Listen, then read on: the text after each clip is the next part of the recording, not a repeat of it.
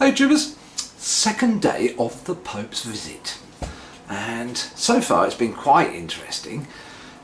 I'm sure you've been all following it eagerly on the press, or trying to avoid following it on the press, but I have been following it to some extent, and I particularly liked day one when they portrayed the Pope as a sort of fluffy bunny type character, and they showed him in his Pope-mobile, and he was picking up babies from it. Somehow the windows, the bulletproof windows, have opened, and he picks up a little baby and he puts it up, lovely little baby, and gives it back. It was probably too young even for the Catholics. Oh, that was below the belt, sorry, didn't mean to say that. But I'll leave it in anyway, just for fun.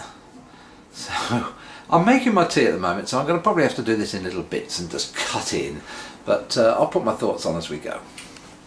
Oh, I'm back. Sorry, just doing my tea as I said, but nice fillet steak with in a red wine and onion sauce. Oh, it is glorious. I hope it will taste nice. Anyway, going back to the actual points. Interestingly, today there has been an arrest made by Scotland Yard, the police, and they've arrested originally five, now six I believe, Algerian workers for the local clean-up firm, as it were, the street cleaners. The company's called, I should know this company because it's something like who cares? Anyway, the company I particularly know because there's somebody I sacked from servicing my businesses because they were rubbish, literally rubbish, you know. Anyway, that's trash in America. Anyway, we don't know much really about these so-called terror suspects so far. All we know is that they are possibly illegal immigrants, etc, etc, etc. But I bet they're not atheists. I'm willing to bet quite a lot of money on that. I'm willing to bet whoever these people are, they're not atheists. They'll be another religious denomination. Yet, what's the Pope been up to? Yes, that's right, having a go at atheists again. Okay, so the Pope's been going on about marginalising religion. Atheists marginalise religion.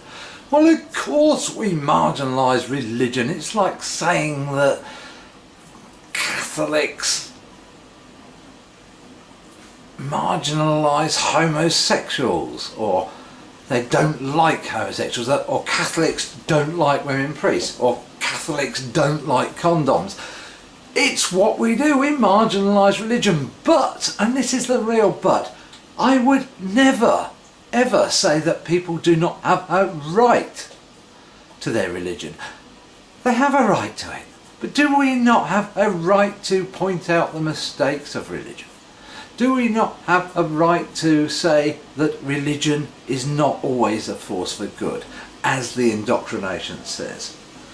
So marginalising religion is an obvious statement. He's saying nothing. He's just making it sound as if it's something important when it in fact isn't important. And that worries the Pope, obviously, worries him a lot. Who's obviously a nice guy with cute sort of bunny-like features.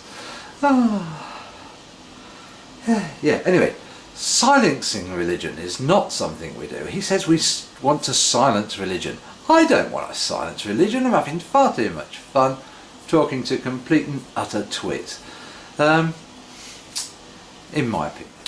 Another thing the Pope wants to do is make Catholics more evangelical. And I can see why. It's been so successful in America. The US has become the new evangelical sort of place in the world. It's become so radical in its evangelicalism.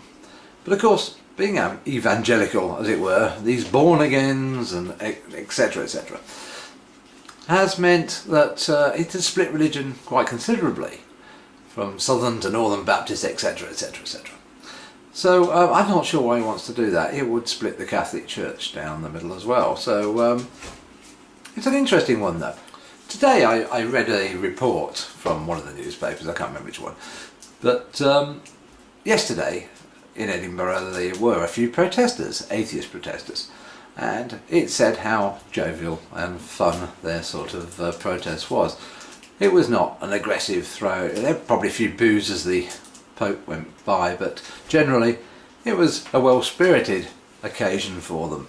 And that doesn't surprise me. I wasn't there because I was at work, and also Edinburgh is a hell of a long way from where I am, so I didn't bother with that. In fact, I'm at work all week and I haven't really got the chance to go and do any protesting, but generally it doesn't surprise me until they did well. One guy, I don't know if you know of the... Oh gosh, my dogs are going. I'll come back to this bit. Yeah, one guy who was there protesting was Ian Paisley.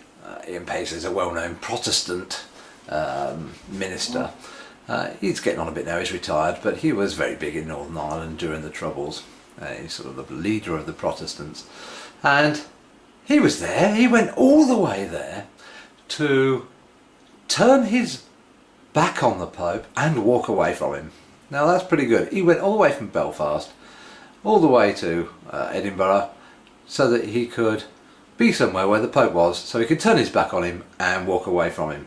I mean, if he wanted to be away from him, he should have just stayed in Belfast, but that's the real protesters. That's the one that got the news coverage. Another Protestant. Atheists didn't really do anything shocking enough to warrant being on the news. However, that's beside the point. I'm going to probably have to finish this now. We'll finish it later, and it's an interesting update. Peace for now.